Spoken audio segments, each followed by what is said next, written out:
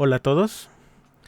En esta ocasión vamos a poner en práctica un poco de los conocimientos que aprendieron en el capítulo 4 del libro de Irving.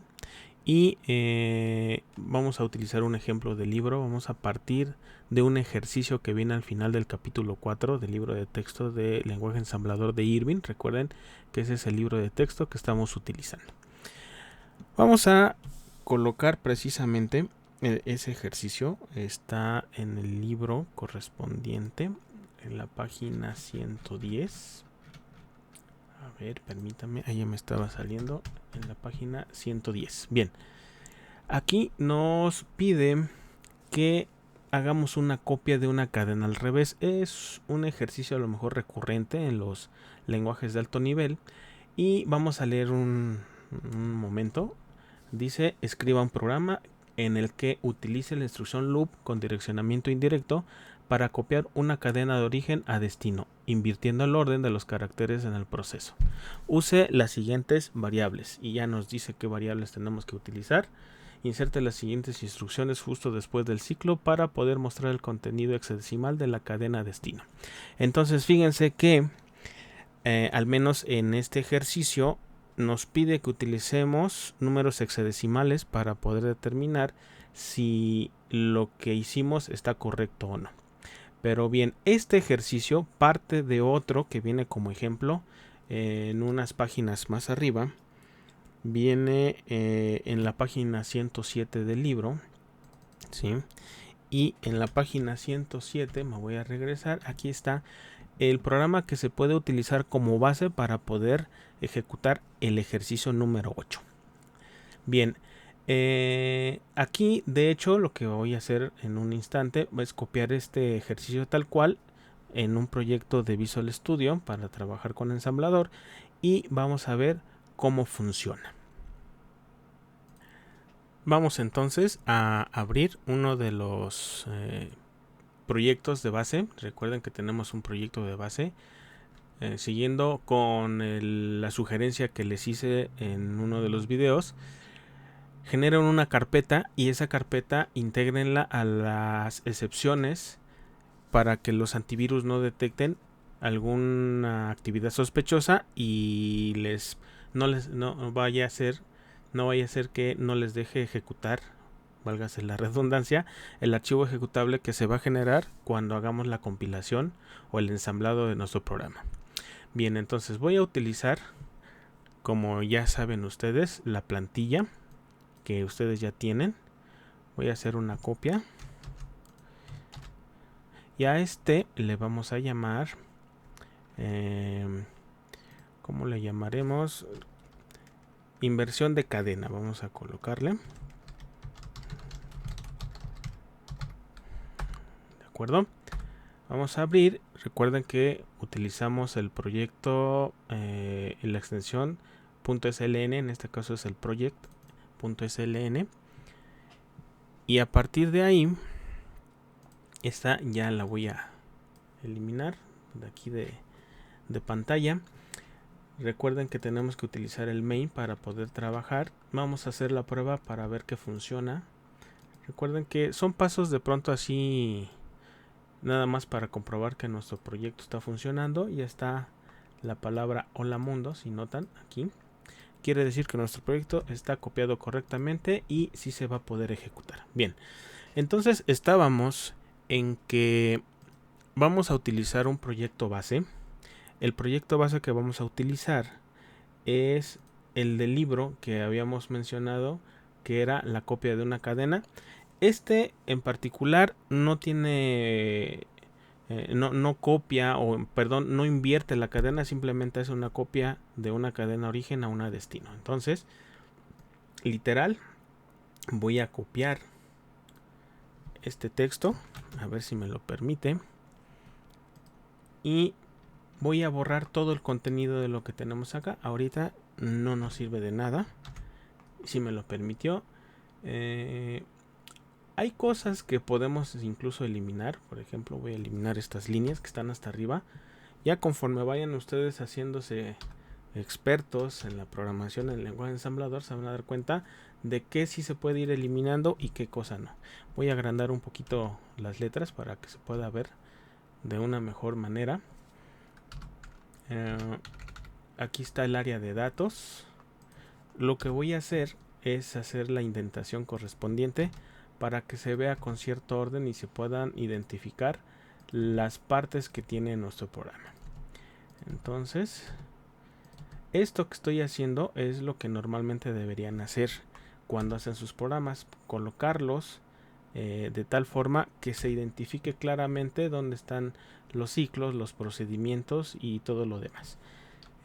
Y listo.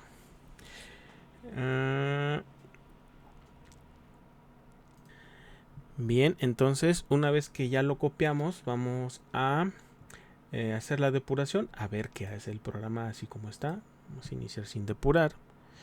Voy a colocar por este lado la ventana de la consola y aparentemente no hace nada. Sin embargo, una cosa muy importante es que no generó ningún error. Ahora, vamos a analizar un poco qué es lo que está haciendo este programa. Primero, en el área de datos, que es toda esta sección que estoy sombreando, lo único que se está realizando es generar un par de cadenas. Una cadena es la cadena origen y tiene como contenido esa palabra. Esta es la cadena de origen y terminamos con el carácter nulo. Recuerden que el carácter nulo lo utilizan los procedimientos que manipulan cadenas para enviar a pantalla o incluso para poder leer desde el teclado. Después se tiene una cadena destino, pero a diferencia de los programas que hemos hecho, aquí aparece una palabrita que dice size of. ¿Qué significa size of? Vamos a ver qué nos dice el autor. Y para esto tenemos que contextualizar que para poder hacer el manejo de las cadenas hay 3 operadores que se llegan a utilizar para saber ya sea el tipo de dato que estamos manejando en esa cadena, el tamaño o el número de elementos de esa cadena, en cuanto a el número de elementos que tiene la cadena correspondiente, o en su defecto de qué tamaño es el arreglo que yo estoy generando, pero desde el punto de vista bytes. Entonces, esos 3 son los operadores type, que es para saber de qué tamaño es un solo elemento de un arreglo. El operador length of, que sirve para saber cuántos elementos hay en un arreglo y automáticamente se ajusta el tamaño de la directiva de reservar memoria. Por ejemplo, un byte va a utilizar solamente puros bytes. Un word tiene 2 bytes, entonces él solito va contando en función de eso. Un dword tiene más bytes, obviamente, porque es una doble palabra. Y bueno, finalmente size of lo que hace es, me dice, no importando el tipo de dato que yo estoy trabajando, si es un byte, un word, un dword, me dice el tamaño en bytes de todo el arreglo en su conjunto. Entonces, regresando a nuestro ejercicio, lo que está haciendo esta declaración es generar un arreglo que tenga el mismo tamaño del arreglo origen. De hecho, esa es la nomenclatura. En términos fáciles, a lo mejor es, a ver, vamos a generar un arreglo destino que va a ser del tamaño byte, pero el tamaño de este arreglo quiero que sea en función del arreglo origen, que es el que está inmediatamente arriba. Entonces, el ensamblador lo que hace es contar el número de elementos que tiene este arreglo y sustituirlo aquí donde está la palabrita size of por el número de elementos que él contó que existen en este arreglo origen. Y a todos les va a colocar un 0, es decir, va a ser inicializado con un 0.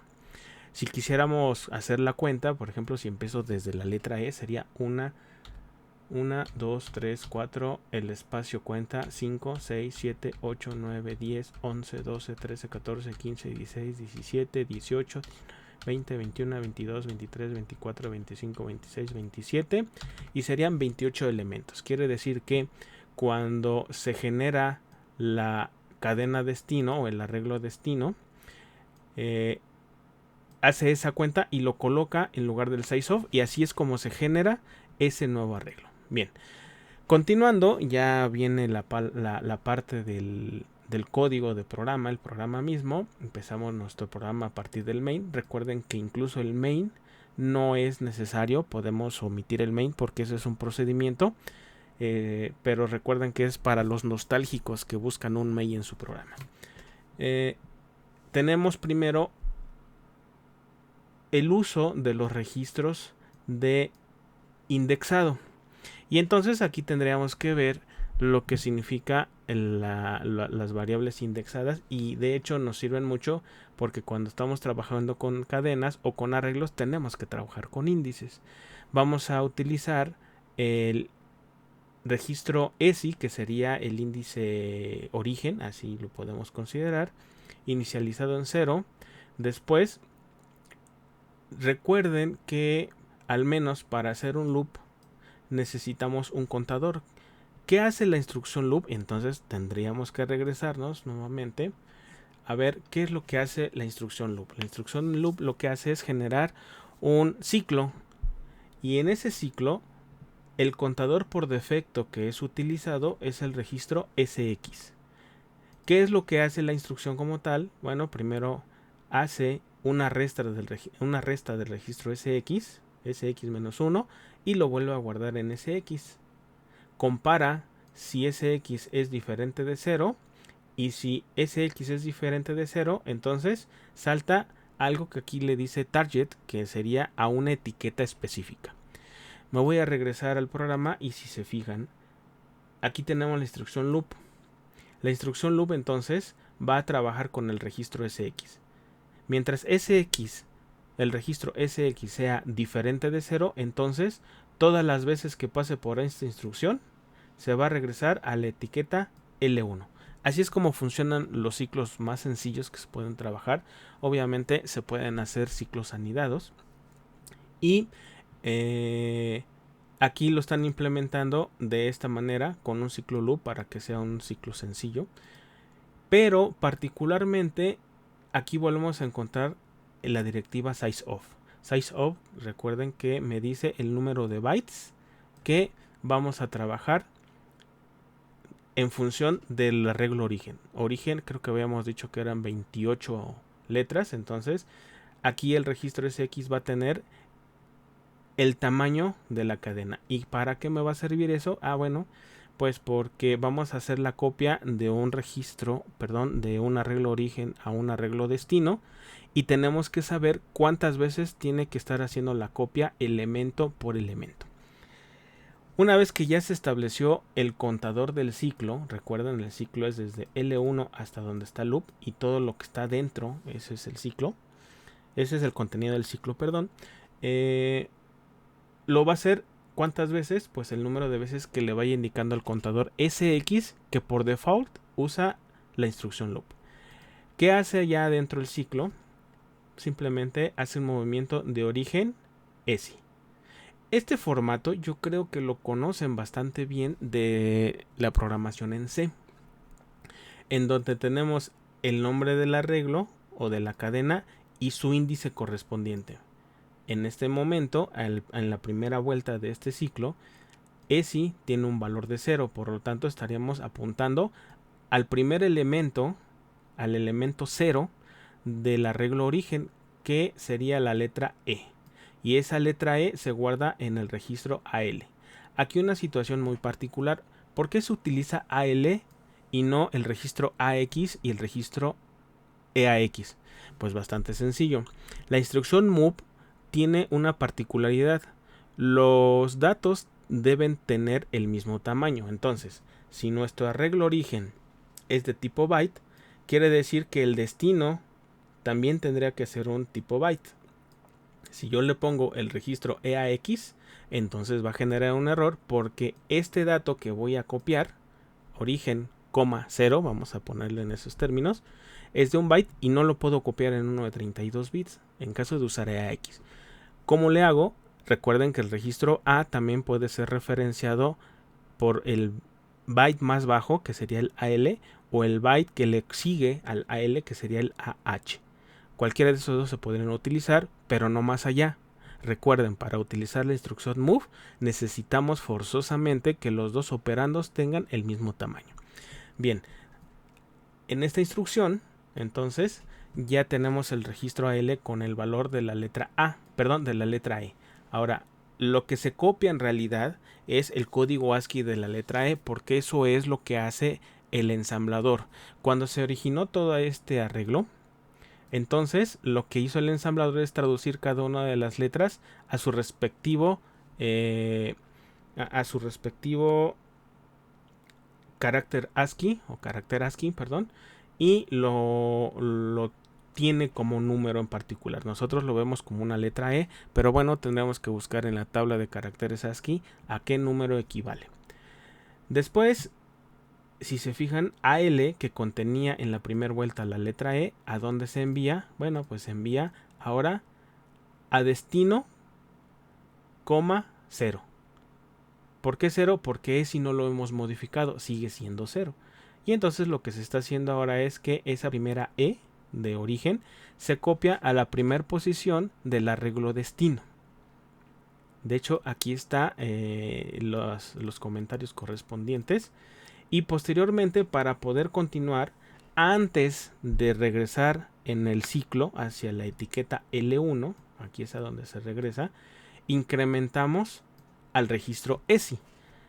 ¿Qué va a suceder? Bueno, que ahora ESI en la segunda vuelta ya no solamente va a contener el 0, sino que ahora, como ya le incrementamos un 1, porque la instrucción inc eso es lo que hace, incrementar en 1 el registro que tiene como operando, a la siguiente vuelta entonces tendría un número 1. Por lo tanto, cuando ya se incrementó en esta posición, llegaríamos nuevamente a la posición de L1 y volvemos a hacer exactamente lo mismo.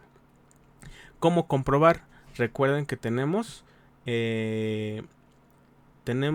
un depurador para poder realizar la prueba. Vamos a ver qué es lo que sucede. Vamos a paso a paso por instrucciones. Estoy utilizando el depurador. Aquí está una ventana de desensamblado. Me interesa la ventana del main. Por acá, aunque puedo poner la ventana de los comandos, no la voy a poner porque en este momento no tenemos datos en pantalla. Pero quiero que vean cómo se va a ir modificando el registro SX conforme vayamos avanzando. Voy a dar varios clics en esta posición, o pueden ustedes utilizar la tecla F11. Vamos a ver, en este momento, precisamente aquí está la flechita. Después de esta instrucción, el registro SX tendría que cambiar en algún momento. Cambiamos y ahora está el número 1C.